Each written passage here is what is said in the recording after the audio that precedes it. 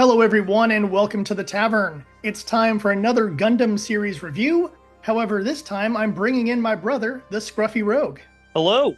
Now, this is the first Gundam series that was not made by Sunrise, and boy does it show. It really does. It is shocking to me that two series in a row that are supposed to be main TV series were hot garbage for completely different reasons. That's the impressive part. It's the different reasons. And we've been talking about this show week to week. And if you could hear our discussions that were outside the review of going like, yeah, I'm kind of liking this. Yeah, I think there's some potential.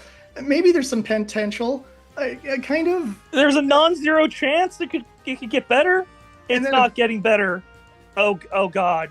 Oh dear God, why? And by the end, we were like, do we have to keep reviewing this? And I'm like, we're at episode 11. Yes, we do.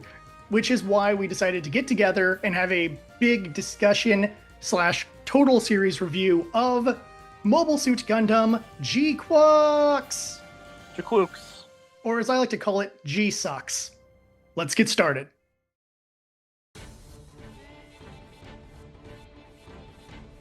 Okay, so as always, we begin with our plot. It's a series of things that happen. I wouldn't really call it a plot. Yes, and if you need the full breakdown episode by episode, I have 12 videos available for you on this playlist. Or you can watch the series yourself if you hate yourself. Don't do that. You really should. The whole point of this review is so you don't watch the series. Yeah, but if they hate themselves, they could. True, just like us. Yeah. Now, the one thing I'm going to say is the first 3 episodes were compressed together to become the movie G-Quuux Beginning. So if you saw that movie, don't worry about watching the first 3 episodes. Honestly, don't worry about watching the rest of the show. You got the best part of the series. That's what I was about to say. Those 3 episodes, it looked like they put a lot of effort into them, and then there's just declining quality as the series continues. But for those who haven't seen the movie or the show, I'll give you the brief synopsis here. We begin with some interesting world setup. We find out that Zeon won the 1-year war. Char got the Gundam. And how both Cassilia and Gihren are still alive, but there are tensions. We then cut to characters who have absolutely nothing to do with the greater politics. And we will follow them for the entire series, with occasional flashback episodes. Because they had no idea what they were doing when they were writing this plot. They might have been writing it as the episodes were coming out. Now we follow Machu as she gets involved with a group called the Pomeranians and learns about clan battles, which are basically Gundam fights. Illegal Gundam fights. Oh yeah, illegal Gundam fight, as opposed to normal Gundam fights, which are only occasionally illegal. She ends up stealing the G-Quuux, because of course you have to steal the main series Gundam. It's a trope. It's a trope at this point. And using a Heat Hawk, she takes out a few of the police Zaku's, which is kind of cool. Then instead of continuing our story, we go into a flashback episode, which is incredibly well done. It is a shot-for-shot of the first episode of the original series. It is amazing. Beautiful. All the visuals and sounds and everything is on point. You could just watch that and then just stop. We follow Char as he gets the Gundam because he went on the initial attack, not his other men, and how we then flash through a few different little events, showing how Char just became this, champion of Zeon. His Gundam got painted red, so it looks like the Cosball Gundam. It goes 3 times faster. And it gets bits. The flashback kind of just ends, which you're like, okay, so I guess we're going to get another flashback. We will, but we do get another flashback. And then we go into an episode where Machu is not sure if she wants to do the clan battles because she realizes it's dangerous, it's illegal, her mom would be upset. But then she does it anyway. She does it anyway because she kind of is curious about the machine and about the weird graffiti she saw, which makes her run into this boy named Shuji, who has no personality and might be a stoner. No, his personality is mystery. Yes, it's Mystery Kid. We go through a few different Gundam fights, including a reference to the Black Tri-Stars, which is very cringe. All the Gundam fights are entirely inconsequential and do nothing for character growth or plot progression. Yeah, we get several of them, but what we also get is character tension, with the biggest amount of quotations you can have, where Machu is upset that Neon used her Gundam to fight in one of the matches, and she's upset that Neon also seems to be a new type, because everyone's a new type. And then there's a weird sort of love triangle. That feels incredibly forced and shows up out of nowhere. One episode, they're just friends. Next episode, love triangle for some reason. We also get some cringy fan service, which really gets to me. Yeah, that bothered me as well. Because it's not your normal fan service. It's like the sort of fan service you'd see out of like a skeevy grindhouse film from the 70s. Yeah, you very much get that old men staring at teenage girls kind of vibe. Yeah, it's not great. So anyhow, we then finally get another cameo with the Titans. Excuse me, the 12 Olympians. They're just the Titans. It is not 4 with Gate. Armbosk is there as the leader of this group. They're basically using the clan battles as an excuse to get inside the colony and eliminate Cassilia Zabi. Because this is a plot point that literally came out of nowhere, that Cassilia is meeting... President of the colony. Yeah, for reasons that will kind of be explained later, kind of, not really. Anyhow, we get the huge fight, everything gets blowed up, and in the process, Cassilia is saved, Neon joins the Zeons, Machu is captured by a different group of Zeons, and everyone in the colony finds out Machu is a wanted criminal. There will be little to no payoff for most of those. Yep. Machu being a wanted criminal will have literally no payoff. It almost feels like it's forgotten by the end of the series. It is forgotten. But first, more flashbacks. In this flashback, they try to recreate essentially the drop of access on Earth, except for now it is Solomon on the moon, including the use of the explosions and things not going as planned. Yes. But we also get the appearance of a character called Artesia, who I don't know if you know who that is. We have not been told about her prior to this point, and if you have not watched the original series, you'd have no idea who this character is or why Char knows her. Or why she's important in any way, shape, or form. And she doesn't have any speaking lines. Nor will she for the rest of the show. Scene, and then disappears. Yes. Never to be seen again. It is an absolute waste of a character. Until the I guess, PowerPoint presentation that the final episode has like it's a Fallout game. And so after that, for reasons, Char basically has a Zek Nova, which is basically just the Axis shock. It's a 25% different, legally distinct Axis shock. And then we cut back to the present, where essentially a member of the new type team is worried that Neon might go evil and become a Diablos. And she kind of does in that episode. It's kind of cool. You think, oh wow, she's getting character progression. This goes nowhere and will never be brought up again.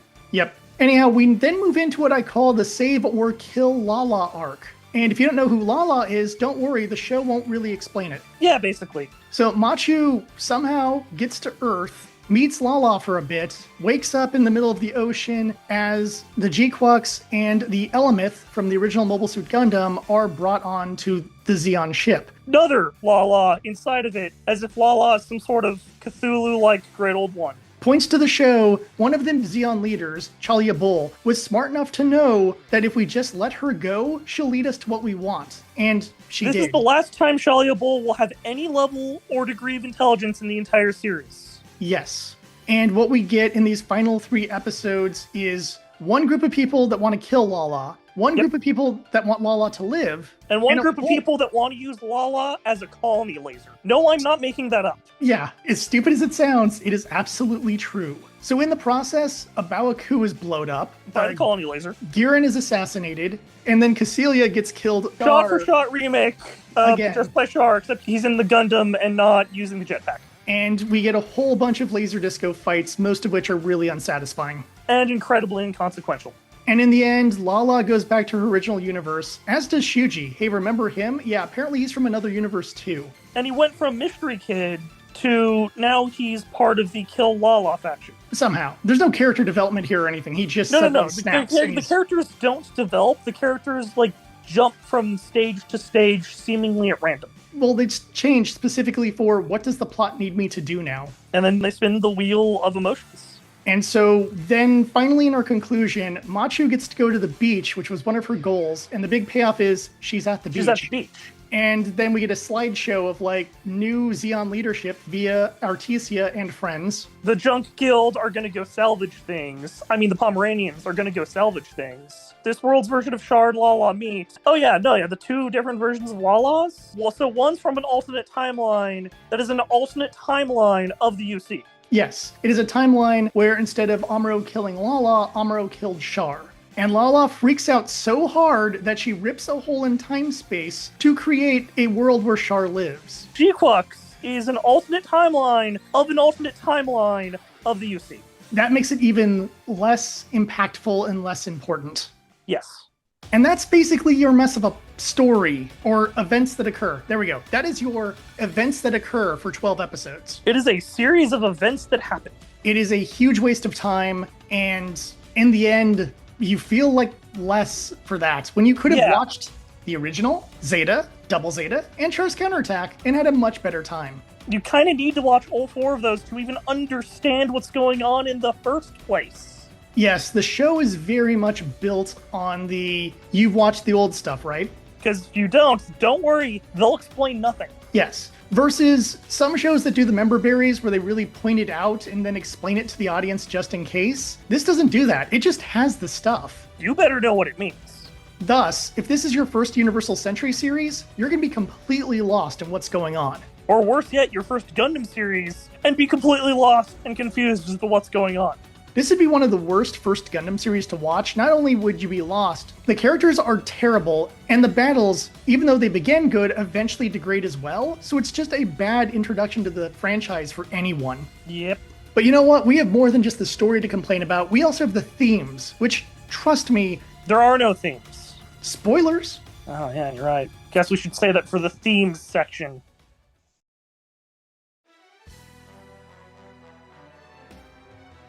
Okay, so when it comes to our themes, we have War is Bad... No, not really. But Hey Cool Robot. It's true, we do have Hey Cool Robot, but that's more of an excuse to sell toys. Oh, you're right, that's not really a theme. Then we have... Revenge is Bad for one episode. One episode.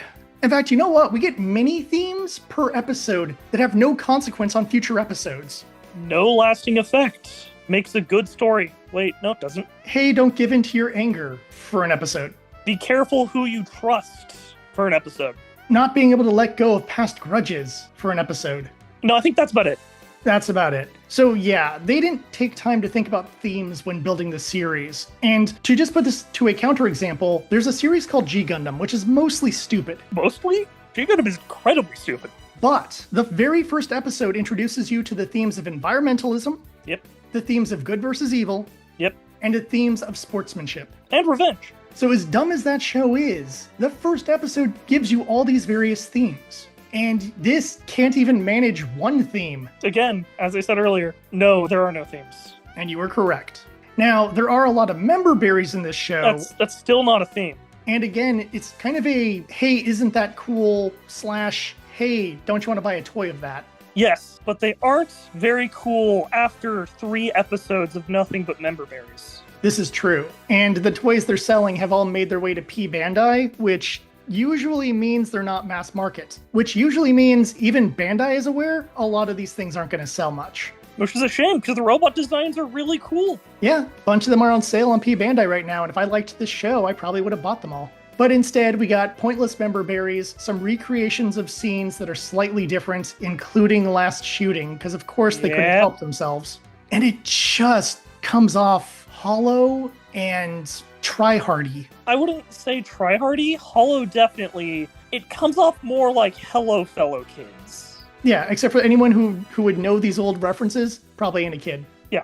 And it's just pathetic. And if I wanted just a series that would just remind me of stuff, they have that. It's called Build Fighters. Build Fighters is also nothing but member berries, but unlike G-Quuux, Build Fighters has themes. And it also has cool robots, so, you know, some of those mods are awesome. Which leads us to one last thing in this subject. The leitmotif. Because yes, they use one. It's called water. They use it everywhere. It's in everything, from the visuals to the audio to the name of Shuji's pet robot. Yes, Shuji has a pet robot. It's called Conch, and it looks like a squid, because ocean theming. There's a whole bunch of dialogue scenes that take place in or near water. You get many scenes where they're submerged in water. The whole thing with the new type powers, creating Kira sparkles, it's meant to symbolize water and schools of fish. What's the great payoff for all this ocean symbolism?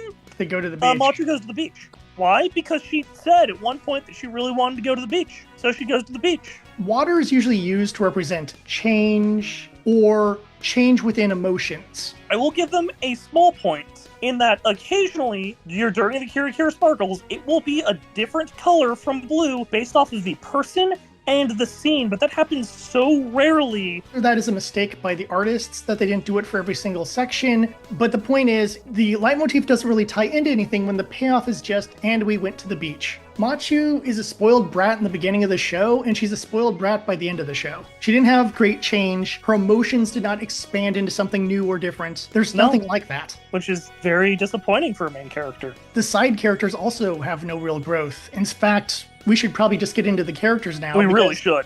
Technically, several characters change, but not good changes. They're not good changes, and they occur episode to episode based on what the episode needs them to do. Let's spin the wheel of emotions. All right, let's break down the characters.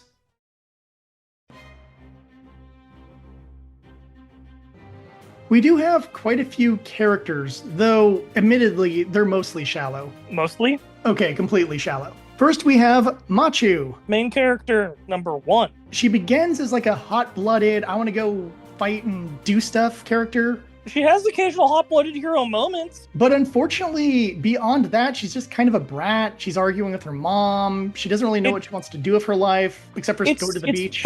It's first arc Judao with slightly less agency. Yeah, it's basically if Judao never got a character arc. Exactly. So it becomes kind of a problem when your main character doesn't really get an arc, doesn't really grow, gets their little childish wish at the end, but it doesn't mean anything. Hey, going to the beach is incredibly important for the plot.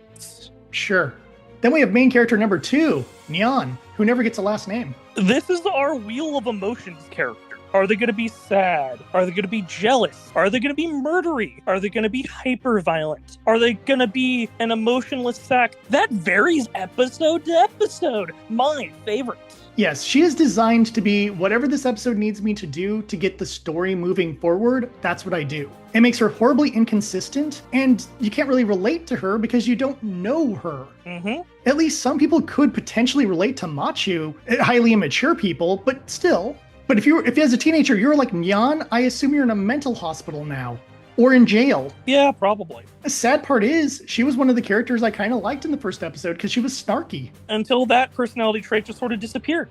And that leads us to our third, I guess, main? In terms of plot importance, he is a main. In terms of how much he is in the story, he is tertiary at best. And that is Shuji.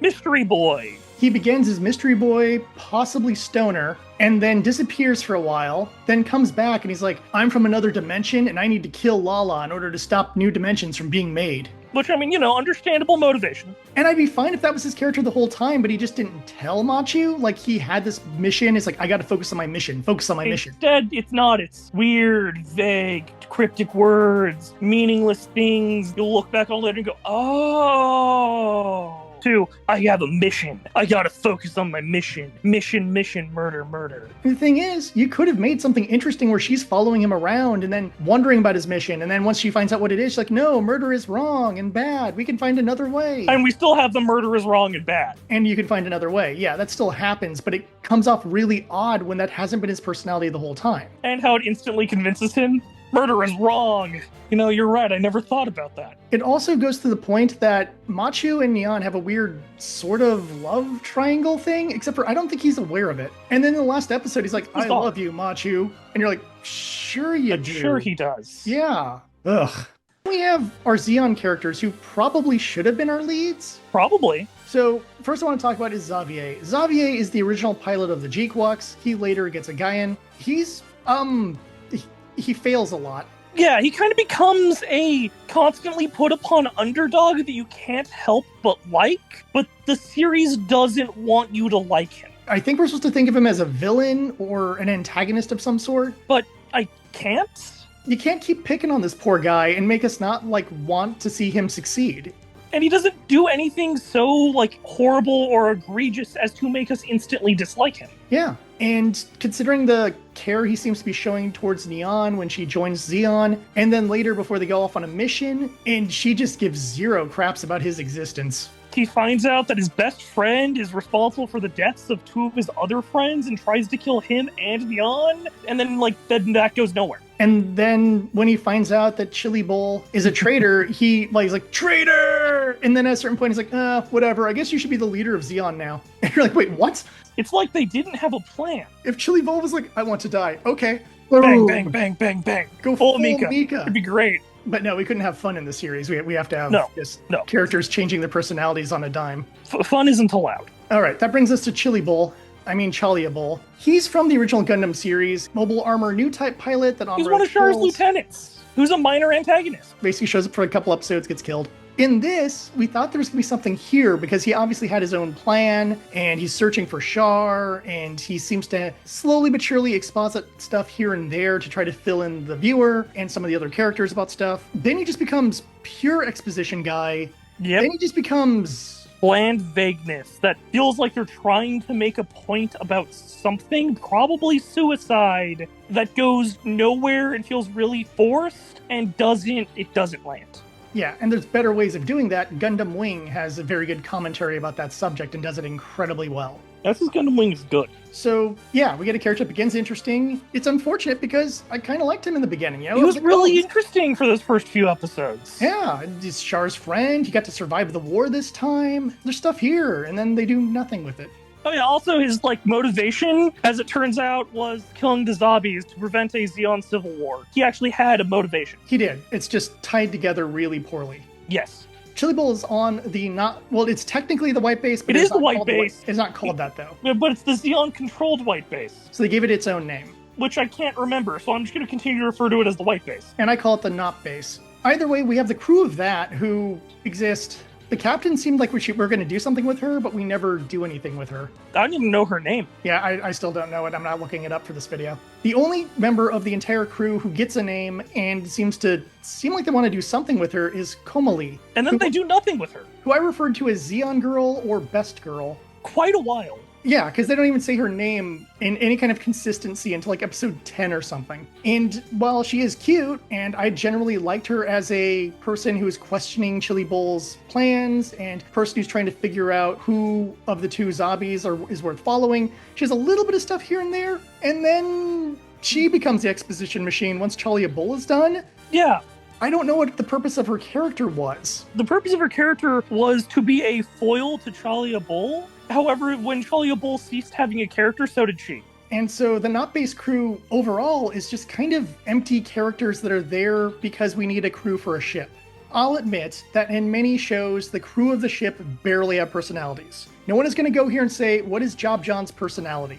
But if you're on the ship enough, you kind of at least get to know some of these various other characters. Or, at the very least, one or two of the main bridge crew become major characters. And in this one, they're barely minor characters. Speaking of minor characters, we have Cassilia Zabi. Yeah, Cassilia is a minor character until she suddenly becomes a major character, then dies. It gave me a sense of false hope when she became a character because it would have been nice to know more about her. And if Gundam The Origin has taught us anything, Lady Cassilia can be a very interesting character when she's given a spotlight. And she's kind of given a spotlight, sort of, not really. Yeah, she's just kind of there. She gets a few very important scenes, then gets to reenact her death scene. Yay. But first she gets to murder Giran. Yes, via poison. And an aerosol poison at that, yep. Which explains why she wears her mask, which I'm like, I don't think that'll protect you from aerosol poison, but... It's a cool visual. It is.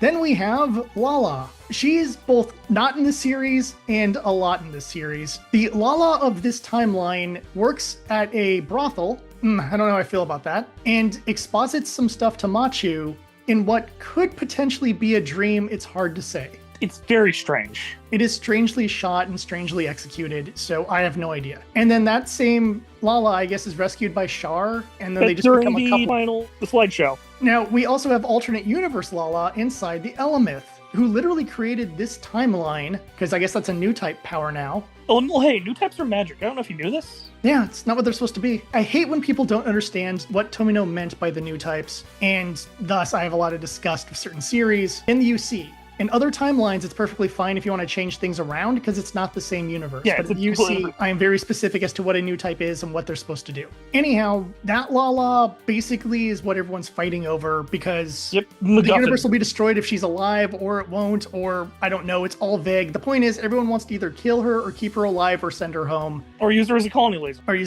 laser.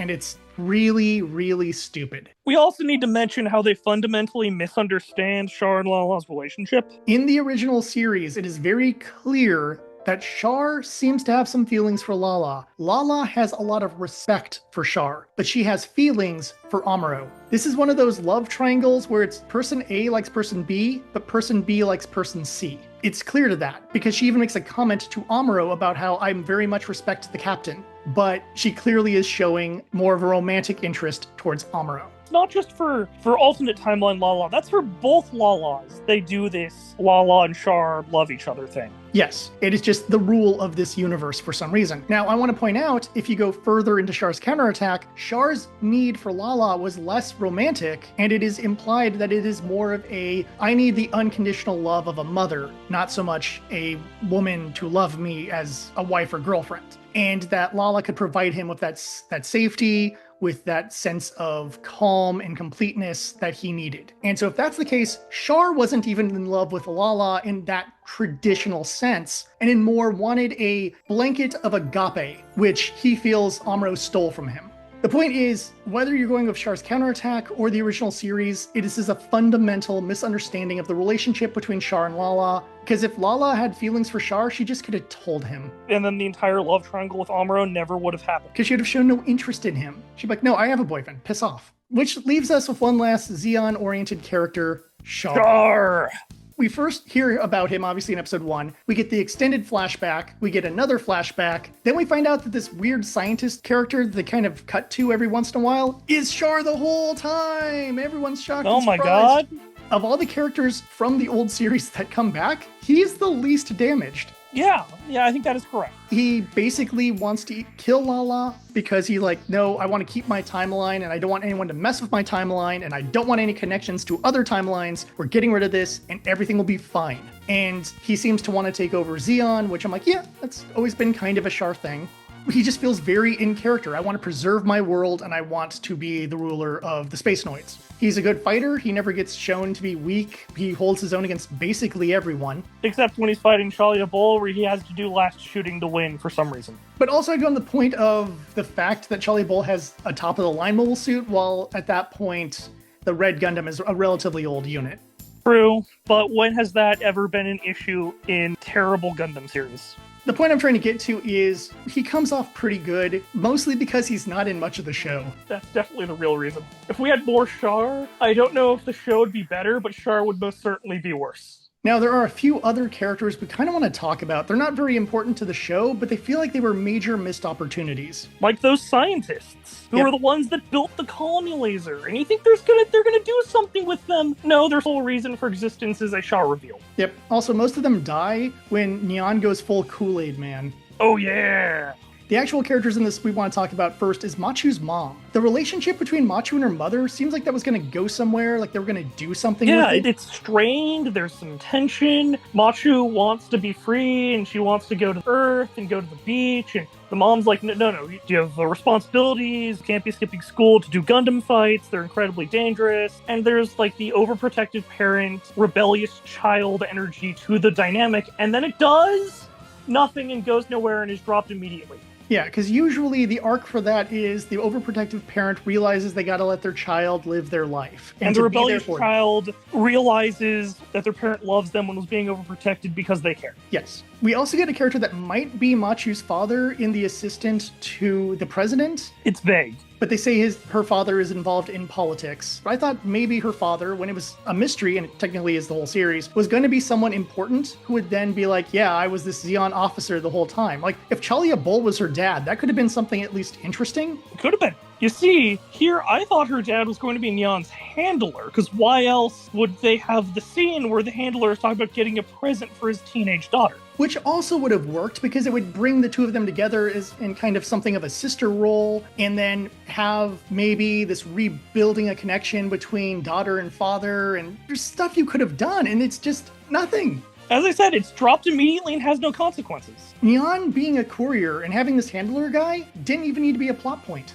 It didn't. It just makes you wonder, who is this courier handler guy? What is his deal? Why is he here? You even could have done something crazy where the handler's daughter is one of the other fighters in the clan battles, and that Neon or Machu kills her. That would have been interesting. And that could have led to a thing where it's like, I'm going to find the pilot of the G-Quuux, and I'm going to end them for hurting my daughter. And you could have had a whole thing there. There's story that we could have done, and no. Things could have happened, but instead they did not. Speaking of things that could have happened, the Pomeranians. They do nothing. Despite being in over half of the series, the Junk Guild exists for the purpose of Gundam fights, and that's it. We don't know any of their names because they're never brought up enough. Even the boss lady, where they say her name a few times, I still don't remember it, nor will I look it up because it doesn't matter. None She's of them not a really character. have any personality. They're just kind of there. The only member of the Pomeranians that does anything is the Haro. Yeah, and he's there for the whole series. Yeah, because it becomes Machu's Haro. Because I guess she just stole him from whoever. And, like, that's it. The Pomeranians, despite being in over half the series, despite being what you think will be major characters because they're the ones servicing and taking care of the G-Quuux, do nothing. But then when the boss lady is going to betray Machu, you think that's going to go somewhere. No. And our last one, I want to bring up just because of the sheer member-berry energy of it, is the Titans, aka the 12 Olympians. So much they could have done. How interesting would it have been if we had this brewing Zeon civil war, and then suddenly the Titans move in and force two disparate sides to work together? That'd been so fascinating. It'd been really good. Or maybe the Titans make a dirty deal with Girin to kill Cassilia, and then like, okay, now once we get rid of one of the zombies, we can take out the other. They exist for the purpose of member berries and nothing else. And one Gundam battle that after that, they just are forgotten about completely. At least the Psycho Gundam looked cool. It did. And that's all we can have to say about that, because they do literally nothing. It is so sad that many of the characters had potential, and there was a lot of story potential we could have done with certain characters, and instead we do nothing. And it's such a waste, because in the end, Gundam is less about robots than it is about people. It's purely about people, or at least it's primarily about people. The best Gundam series will usually have you saying, oh, I love this character, this character, this character, this character. Like G-Gundam. And while you will have your list of robots in that show you also like, the characters are what you think of. Yes. When people cosplay from Gundam, they usually cosplay as one of the characters, unless they're going to do Cardboard Box RX-78, and like, that's kind of it. Yeah, it really is. We need more people dressing up as Cardboard Box Gundams. That's what I'm getting from this. Yeah, that's more of what I guess I was trying to say here, is I want more Cardboard Box Gundam cosplay. Okay, let's go to something that usually doesn't suck. The audio.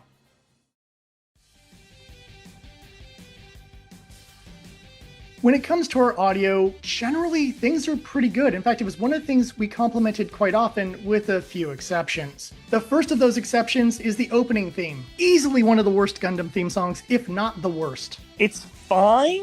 It's not good. I don't enjoy it, but It is horrible EDM garbage. Your "it's fine" is wrong. No. I'm saying it's fine. If you like it, I think there's something wrong with you, but I'm not going to say that to your face. Versus I will. As a person who is a classically trained musician, I will tell you, this is hot garbage made by a retard. Then we have our end theme, I Don't Care, which is the title. And I'm not saying I don't care about the end theme. I mean, you also don't care about the end theme. I actually kind of liked it. I complimented it in the first few videos I did. So here's the thing. A lot of Gundam series will do that whole, the end theme starts playing while we still get animation from the show. Iron-Blooded Orphans did a great job with that. But a lot of shows, it could be very mixed results. Usually because the end theme doesn't fit tonally with what we're seeing in the animation. Yes, Tears of the Orphans works really well with what we see in the animation. Oh, I mean, Iron-Blooded Orphans, the entire series is Tears of the Orphans. But this one, it's like this weird kind of upbeaty EDM pop song. It's way too upbeat. It's being used when usually people are like, we need to assassinate Cassilia Zabi. Or they're going like, no, my best friend betrayed me. And I'm like, why do we have this upbeatish music while we're having emotional stuff here? Use a different song. So in Gundam Wing, it's just love, yes. It's this hyper upbeat Relina going on safari. It's ridiculous, just like most of Wing, and that makes it the best. Now, imagine when Hero self-detates, it starts playing the beginning of It's Just Love. That'd be hilarious. It would not make the show better. And the thing I want to point out is, if you're watching this on TV, like how it was meant to be originally be watched, after that, it would cut to commercials, then you would cut to your end credits. So you'd have a breather in between, instead of the horrible emotional whiplash of those two events. It's really funny, though. It's funny to think about, but it would ruin the show. It would completely ruin that moment and any of its dramatic tension. And in this, it ruins it. Yeah, it just takes what I kind of liked initially and became a song I removed from my playlist, primarily just because now all I think about are the bad sequences. Yes. Now, on the good side, we have some really good background music. A couple different characters get their own themes. We get some just generally likable stuff. We get the cool little music they play when we get the Zect Nova. And yeah, it's well done. And I have no issues with most of that. However, there are a couple just random J-pop songs that they shoved in at other places that also usually don't fit great. They're not terrible, but they don't fit great. I have no dislike for any of them other than the weird English song in like episode 12, which I'm like, oof. Guys, I don't know. You could have used any other song other than that. That made me laugh, but most of episode 12 made me laugh. By the way, not laughing the whole this is a good joke. No. Laughing that this is so horrendous, my brain doesn't know quite how to comprehend it, so I'm having a mental break and laughing like a maniac. That being said, one of the core audio aspects of the show are the sound effects. We do get our classic beam shot sounds, we do get our classic engine sounds, the Gundam powering up, we get our new type jingle. And one of the things I did really like that they did was taking some of those pop songs I just mentioned and utilizing them in a diegetic manner, meaning that Machi was listening to her headphones, takes off the headphones, and that's the pop song she was listening to. And you're like, oh, okay, that's cute. Or the pop song is playing when they enter a store or something, you hear it in the background. Yeah. Those kind of things I like, and I do consider that kind of a sound effects thing, less so than the overall music. Meant to set the tone or the theme of the scene without being intrusive. And of course, my least favorite sound effect that took me a while to figure out what it was is the weird dial tone thing. He makes weird beep boop noises that feel completely out of place in Gundam. And the way it is put into the sound mix is too loud, so it just... Oh, yeah. I thought it was part of like the background music or some weird... it's conch. He makes beep boop noises. And it's really annoying. Now, I have to mention some of the sound effects that I absolutely love, and the worst part is it's from episode 10, Oh No, Colony Laser. So when Yo-Meg-Nutho, that's the name of the colony laser because Lovecraft reference, is fired, I absolutely love it from an audio-visual standpoint. Now, the audio is a mix of traditional like colony laser firing sound, this sort of rhythmic chanting, as well as just pained screams. And considering that the power source is Lala, and she's a new type, feeling all the death and destruction this laser is causing, it's beautiful. And then mixed in with that is whale sounds to better reinforce this otherworldly nature and our ocean theming. It is absolutely amazing from just a purely audio standpoint. Unfortunately, everything else in that episode is kind of terrible. And one of the things that they added to the series that I have very mixed feelings about is reused music from older things. Yes, they do. Now, earlier we complimented the first flashback episode. And it works in that first flashback episode because of the purpose of it. And everything from just the eye catch, doing the original eye catch sound, to the background music being the same. It's really, really good. You even get Gallant Shar playing, I believe. And when they do the other flashback, again, they use a lot of the same sound effects and audio cues. There's some Zetas. I don't know if it's the exact Zeta song, so I don't know if it sounds like Zeta music or if it is the actual songs, but they're there, and I appreciate that. So we get a horrible misuse of Beyond the Time, which offended me on a personal level because of personal things that have happened. But even outside of my emotional hangups, it still fits horribly. It just does not work. One, the RX-78-2 does not tie into that song. No, it doesn't. Secondly, if you're going to play it anywhere, I guess if you really wanted to like hammer home the Solomon drop being kind of a retake on Char's counterattack, you would have played it at the end of that episode. They play it as a portal opens up and the RX-78-2 pushes out of it to enter the world for our finale. I'm sorry, it's just so stupid. I guess if the new Gundam came through, I might... It wouldn't be good, but it'd be better. It'd be more accurate. Now, we do get the beginning part of encounters playing during episode 12, which is at least a little more fitting. But overall, they are hammering home the member berries with the music. And it just doesn't work anymore. My theory is that people responded so positively to the flashback stuff that they needed to just shove in more. That would explain a lot, actually. Like a child where you laugh at their one little joke or one little party trick. And then they start saying it every 5 minutes. That's what this feels like to me. It really does. Now that you have said that, the entire series makes a lot more sense. They probably did G-Quuux beginning without really thinking about what they wanted to do for the full series, saw what people responded to, and then just did more of that without thinking about how that would actually make a coherent story and a good sound environment and a good visual environment. Speaking of the visuals, we got thoughts.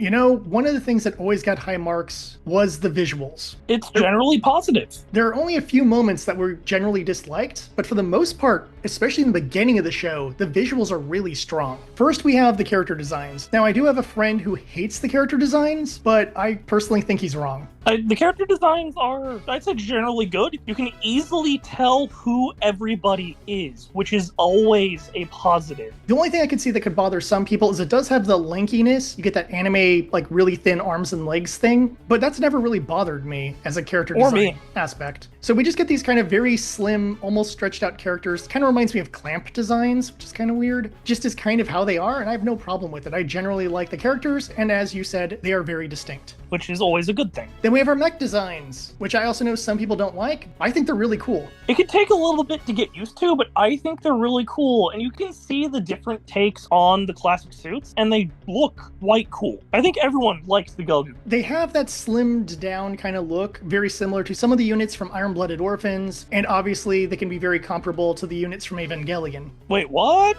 I know, right? But I think they look pretty cool. It's an interesting take and sets us apart as its own universe, where we're not sitting there going, you know, these are all the designs we already know, especially when you get to the Gelgoog and you're seeing how they were changed based on the technology going down a different path because of the RX-78 becoming part of Zeon instead of part of the Federation. And I even like the light gun cannon design. It's almost like a buffed gym cannon too. So there's some really cool designs here. The mobile armors look pretty good as well. They do. So I have very few complaints here on the design aspect. No, there really isn't any. When it comes to our backgrounds, we also get a lot of really good work and effort put in, especially in the first half of the series. In the second half, that declines. First half, there's a lot of tying into the leitmotif of ocean or water. There are color changes based off of emotion and character. There's just a lot of really good little visual elements in the background. And one of the things I really loved was the use of shadows, where when the political characters were talking, oftentimes shadows would be creasing over their face. In visual meaning, it says that they might not be saying exactly what they mean. And even when the Zeons are meeting up with other people, sometimes the Zeons would be in shadows, showing them as being a threat or dangerous. Really great visual works, including stuff in the background like posters or things like that tie into what a character is dealing with or discussing. That are just entirely in the background. You don't even need to pay attention to them. In fact, you probably will miss them. Such a beautiful design for those first few episodes, and then they just stop. Why did they stop?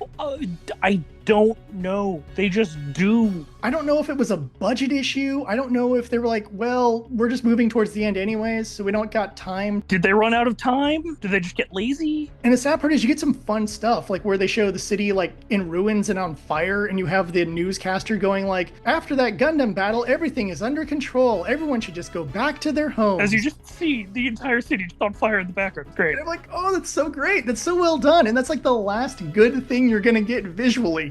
Again, I will give point to when Yomegdutho destroys Abawaku due to the way Abawaku breaks apart and mixed in with the visuals. I think it is quite good. That is an exception that proves the rule at that point. And of course, it wouldn't be a Gundam series without really cool robot fights. Which there are several. There are several, and we get a lot of them, again, in that first half of the series. Then we start getting laser disco or just really lazy fights. I'm going to go with the Psycho Gundam was the last cool fight. And so it goes that stage of, again, did they run out of money? Did they run out of time? Did they run out of ideas? Yeah, out of ideas? I don't know. But what I do know is it declines horribly. The visuals just start going down about halfway, maybe 3/4 through the series. And it just gets worse and worse. And it goes from a whole point of like, oh man, I love the visuals to, what happened to the visuals? They stay mostly fine, but they never do anything as cool or unique as the first half of the series. And when they try to, it always falls flat for some reason. Or it comes off very like, ew. So yeah, it is unfortunate that the series has to end on a sour note when it comes to the visuals. Overall, I think we both agree the visuals are generally good, and even in some cases, great. Yeah, easily. So now that you've heard us break down all the different segments, let's go and get into our final verdict.